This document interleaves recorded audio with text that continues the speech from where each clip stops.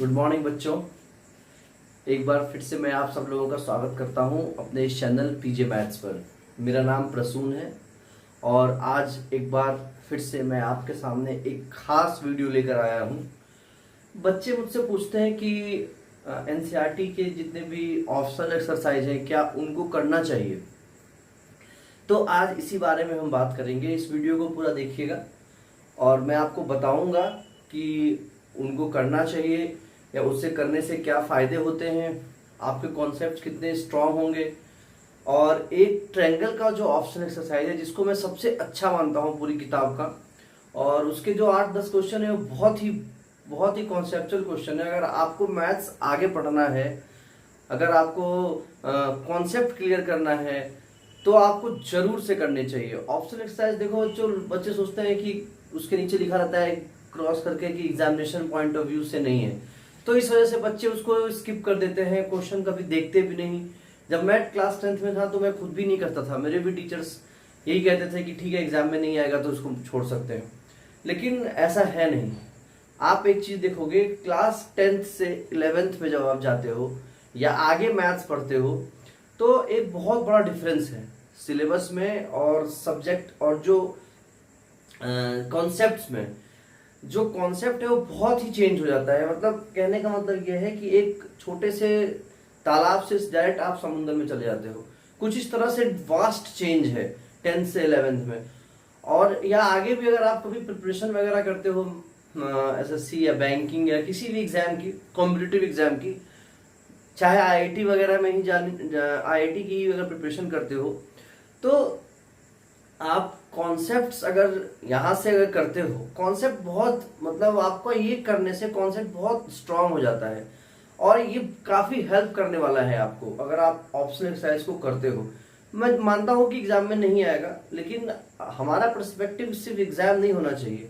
अगर हमें पढ़ना है, कॉन्सेप्ट्स को क्लियर करना है, हमें फुल मार्क्स लाना है, अगर कॉन्सेप्ट क्लियर हो जाएगा तो मार्क्स तो आएगा ही 100 में 100। तो मैं ये मतलब पूरी ये आपको कहता हूँ कि आपको करना चाहिए, ये एक्सरसाइज आपको जरूर करना चाहिए। और इसमें कई क्वेश्चन ऐसे होते हैं जो मतलब मैनिपुलेटिव होते हैं, आपको बहुत सोचने पे मजबूर कर देते हैं। एक क्वेश्चन आता है HOT करके, हाई ऑर्डर थिंकिंग स्किल, तो उस तरह के क्वेश्चन आपको यहाँ मिलेंगे। और कैसे कौन कह सकता है कि एग्जाम में नहीं आएगा। मान लो क्वेश्चन चेंज करके दे ही दिया, तो क्या आप सीबीएसई को ये लेटर लिखोगे कि नहीं आप एग्जाम में कैसे दे दिए, नहीं करूंगा, इसको करना पड़ेगा ना आपको। तो मेरे हिसाब से 1 घंटा 2 घंटा रखो हर चैप्टर, लगभग सब में तो है भी नहीं, कुछ चैप्टर्स में ही है, खास करके ट्रायंगल्स। या जो मैं एडवांस मैथ की बात करता हूँ कि एडवांस मैथ खास करके जो ट्रायंगल्स हो गए, ज्योमेट्री में ट्रायंगल, सर्कल, ये हो गया, उधर आपका ट्रिग्नोमेट्री हो गया, अलजेब्रा हो गया, ये 3 अलजेब्रा, ट्रिग्नोमेट्री और ज्योमेट्री जरूर से जरूर करो। मतलब उसको आप एक बार करके देखो, मैं गारंटी लेता हूँ, दावा करता हूँ, अगर आप कर लोगे तो जितने भी और एक्सरसाइज हैं या जितने भी उस चैप्टर के और क्वेश्चंस हैं, आप उसको यूं चुटकियों में सॉल्व कर लोगे, चुटकियों में। ठीक है, तो मैं अपने इस वीडियो को यहीं पे खत्म करता हूँ और अपना ट्रायंगल का ऑप्शनल का आज मैं जो वीडियो लाने वाला हूँ उसको शुरू करता हूँ। और आप लोग करके देखना है एक बार ट्रायंगल्स, फिर हम बात करेंगे कि कितना डिफरेंस फील हो रहा है आप लोग को। ठीक है बच्चों, चलो तो स्टार्ट करते हैं ट्रायंगल्स का ऑप्शनल एक्सरसाइज के जो जितने भी क्वेश्चन हैं उन सबके सोल्यूशन में लेके आया हूँ। एक बार आप ट्राई करना, आप देखोगे हर क्वेश्चन पे आप फंसोगे। और आप वीडियो देखो, क्वेश्चंस को समझो, देखना बहुत अच्छा फील होगा। ठीक है बच्चों, चलो।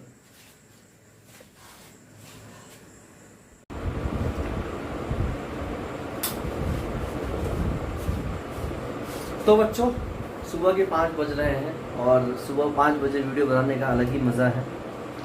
आप लोग भी सुबह जल्दी उठा करो, सुबह जग के पढ़ने में बहुत ही आनंद आता है। तो ये मैंने ट्रायंगल का पहला 6 एक्सरसाइज है आपका, मैं बता देता हूँ आपको। 6.6 है, ऑप्शनल है, और पहला क्वेश्चन मैंने लिख दिया है आपके सामने। ठीक है, इसको देखते हैं कि कैसे सॉल्व करेंगे। एक मिनट में पंखा बंद कर देता हूँ।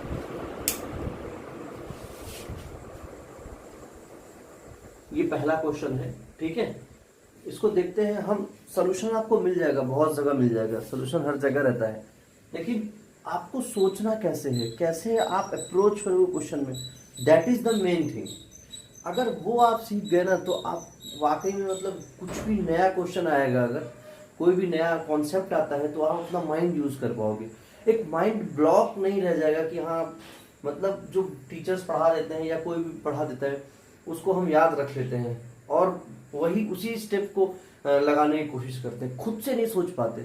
तो आपको खुद से सोचना है, मेन थिंग कि आपको वो स्किल डेवलप करना है अपने अंदर। अगर आपको मैथ्स में इंटरेस्ट लाना है, मैथ्स आगे पढ़ना है, तो मैथ्स नहीं पढ़ना, अगर लाइफ में भी अगर आपको आगे बढ़ना है तो ये स्किल लाना बहुत जरूरी है कि आप खुद से कोई चीज सोच पाओ। ठीक है, देखते हैं आप पहला क्वेश्चन क्या है। पहला क्वेश्चन एक ट्रायंगल दे दिया है, बहुत ही इंपॉर्टेंट थ्योरम है, आगे बहुत यूज होता है, मतलब किसी भी एग्जाम में आप देख लो, एसएससी, बैंकिंग, हर जगह इस थ्योरम का इस्तेमाल है और धड़ल्ले से इस्तेमाल है। ठीक है, इसको एंगल बाइसेक्टर थ्योरम कहते हैं। हालांकि बुक में मेंशन नहीं है लेकिन मैं बता देता हूं आप लोगों को, एंगल बाइसेक्टर थ्योरम।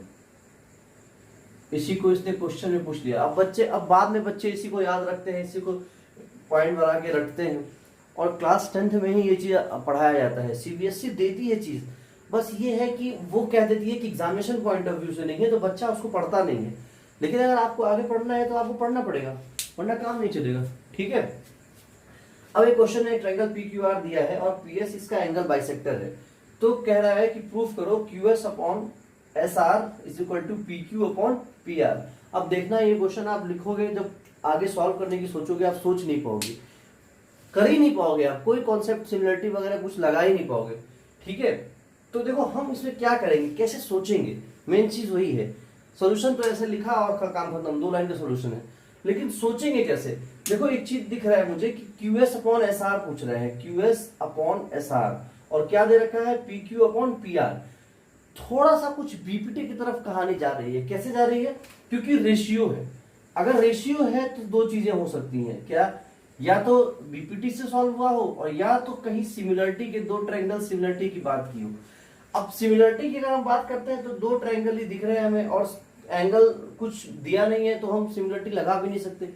ठीक है, तो अब कोशिश करते हैं कि बीपीटी ट्राई करें। बीपीटी ट्राई करने के लिए हमें एक लाइन पैरेलल चाहिए होता है, तभी हम बीपीटी लगा पाते हैं। This upon this, this upon, अगर यहाँ कुछ दिस होता अगर, तो एक इक्वेशन हमारे सामने बन जाती। ठीक है, और यहाँ कुछ दिस तो है नहीं, तो अपने आप से एक यहाँ पे कुछ दिस हम क्या करेंगे, क्रिएट कर लेंगे। अब देखो कैसे, मैं डायग्राम थोड़ा सा नीचे बना रहा हूँ तभी ऊपर जा पाएगा। देखो ये फिगर मैं थोड़ा सा यहाँ बना दे रहा हूँ, ये हमारा ट्रायंगल है और ये हमारा एंगल बाइसेक्टर है। ठीक है, ये हमारा एंगल बाइसेक्टर है, पी क्यू आर मान लो इसको। ठीक है, या नहीं पी क्यू आर नहीं मानना है क्या, नहीं ठीक है, Q S upon S are. ठीक है, ठीक है। अब देखो वीडियो बन रहा है ना, एक बार मैं चेक कर लेता हूँ, पता लगा मैं पढ़ा दिया वीडियो ही नहीं बना।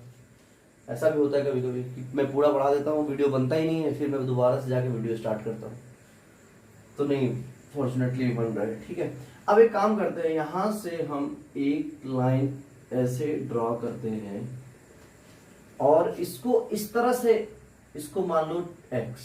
ठीक है, और इसको इस तरह से यहां मिलाएंगे कि ये PS के XR जो है PS के पैरेलल हो जाए, PS के पैरेलल हो जाए। ठीक है, एक कंस्ट्रक्शन है छोटा सा कि हमने इसको एक्सटेंड कर दिया। ये क्यों किया, बच्चे पूछते हैं कि क्यों किया, तो वही वजह यही है ना यार, QS अपॉन SR हमें लाना है। और पीपीटी क्या कहती है कि अगर पैरेलल एक लाइन है किसी ट्रायंगल में तो हम दोनों रेशियो को आपस में इक्वेट कर सकते हैं, और इधर तो कुछ है नहीं हमारे पास, तो हमने क्या किया, जनरेट कर लिया। ठीक, अब देखो XR पैरेलल हो गया PS के, XR ये है, इसको मान लेते हैं थोड़ी देर के लिए एंगल 1, इसको मान लेते हैं एंगल 2, ये हमारा क्या हो जाएगा एंगल 3, इसको मान लो एंगल 4। ठीक, अब बताओ जरा, XR अगर पैरेलल है PS के तो एंगल 1 एंगल 3 के इक्वल नहीं हो जाएगा। बहुत बेसिक सा कॉन्सेप्ट है, अल्टरनेट एंगल बोलते हैं। और एंगल 2 जो है वो एंगल 4 के इक्वल नहीं हो जाएगा। एंगल 2, अब ये देखने में आप लोगों को थोड़ी सी दिक्कत हो रही होगी, मैं बताता हूँ कैसे। देखो एंगल 2 और एंगल 4 में कैसे कंपेयर करेंगे, ध्यान दो। इसको थोड़ा सा एक्सटेंड और कर लो, इसको, इस लाइन को थोड़ी देर के लिए भूल जाओ। अब अगर एक बात बताओ, ये लाइन और ये लाइन पैरेलल है, थोड़ा सा मैं बाहर बनाता हूं ताकि आपको समझ में आ जाए। ये एक लाइन है, एक लाइन ये पैरेलल है, ठीक है, ये दो लाइन पैरेलल है। अब एक ट्रांसवर्सल ऐसे ड्रॉ किया गया है, ये आपका एंगल 2 है और यहाँ पे ये जो है ये एंगल आपका 4 है। 2 और 4 बराबर होगा नहीं होगा, कैसे, करस्पॉन्डिंग एंगल से, करस्पॉन्डिंग एंगल से, करस्पॉन्डिंग एंगल लिखिए, ठीक है। एंगल 2 किसके इक्वल हो गया, एंगल 4 के, और एंगल 1 किसके इक्वल हो गया, एंगल 3 के। अब आगे बढ़ते हैं थोड़ा सा। देखो अगर एंगल 1 एंगल 3 के इक्वल हो गया और एंगल 2 एंगल 4 के इक्वल हो गया, इसका मतलब क्या हुआ कि 3 और 4 भी आपस में बराबर होगा। Angle 3 is equal to angle, from 1 and 2 कह दो, फ्रॉम 1 एंड 2, फ्रॉम 1 एंड 2, ठीक। अब एंगल 3 अगर एंगल 4 के इक्वल हो जाता है तो पी आर पी एक्स के बराबर नहीं होगा, P R is equal to P X, ठीक। पी आर किसके इक्वल हो जाएगा, पी आर हो जाएगा पी एक्स के इक्वल। अब लगा दो पीपीटी, अब दिख गया। देखो ट्रायंगल एक्स क्यू आर या क्यू एक्स आर में देखते हैं, अगर पी एस पैरेलल है तो P X upon P Q, P X upon P Q is equal to Q S upon S R, Q S upon S R. ये है basic proportionality theorem या Thales theorem, आप लोग अच्छी तरह जानते हो। अब देखो कुछ यूज है इसमें, सिर्फ बेसिक ज्योमेट्री और थेल्स थ्योरम का यूज करके ये क्वेश्चन बना है। तो क्यों ऑप्शन में दिया है, इसको तो क्वेश्चन में देना चाहिए। इसमें कुछ अलग चीज है, ऐसा कुछ आउट ऑफ सिलेबस है, मुझे तो नहीं लगता कुछ आउट ऑफ सिलेबस है। और ये क्यों नहीं करना चाहिए आप लोगों को, बताओ क्या वजह है कि नहीं करना चाहिए।